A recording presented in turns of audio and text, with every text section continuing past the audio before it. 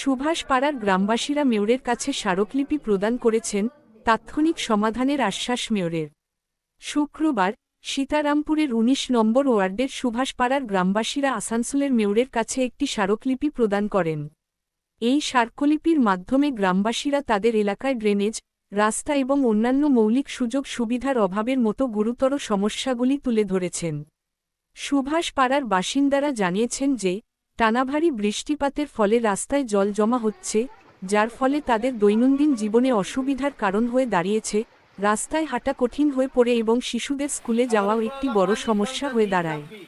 এই সমস্যা থেকে মুক্তি পেতে সুভাষপাড়ার মহিলা, পুরুষ এবং যুবক যুবতী সহ বিপুল সংখ্যক গ্রামবাসী আজ আসানসোল পৌর কর্পোরেশন অফিসে পৌঁছে মেয়রের কাছে একটি লিখিত আবেদনপত্র প্রদান করেন।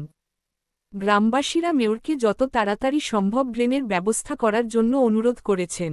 মেয়র গ্রামবাসীদের সমস্যাগুলি গুরুত্ব সহকারে নিয়ে তাৎক্ষণিক সমাধানের আশ্বাস দিয়েছেন। সীতারামপুর সুভাষপাড়া ১৯ নম্বর ওয়ার্ড, আমরা জলের মধ্যে ডুবে আছি। আমাদের বাড়িতে জল ঢুকছে, বাড়ির সামনে ১ হাঁটু করে জল জমা।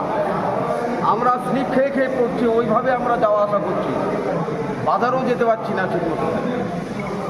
নালা কিছুই নেই, নালা নেই, রোডের দুনিয়া ভরে জল জমে আছে, বাড়ির পাশ দিয়ে জল যাচ্ছে, কারোর বাড়িতে জল ঢুকছে।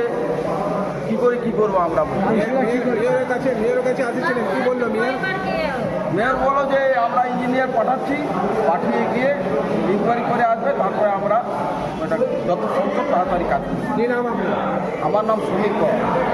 आज आप लोग क्या करने आए थे? कहाँ पर? কি জন্য এসছেন? रोड के लिए नटा लिए हम लोग आए। आप लोग कहाँ के लिए आए? 19 नंबर वार्ड कुछ भी मूसा रजक नहीं काम किया है। हम लोग का इतना ही पानी जम जा रहा है कि पैर स्लिप कर रहा। मेरा पोता का पैर उधर कोई काम नहीं हो रहा, उधर कोई काम नहीं हो रहा है। आप लोग काउंसलर को बताए थी बात को? हाँ, काउंसलर का परसों भी काउंसलर का पास नहीं मान लिया हम लोग। कोई नहीं मूसा रजक কত নম্বর ওয়ার্ড?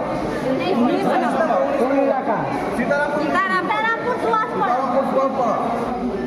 भाई एक आदमी आएंगे।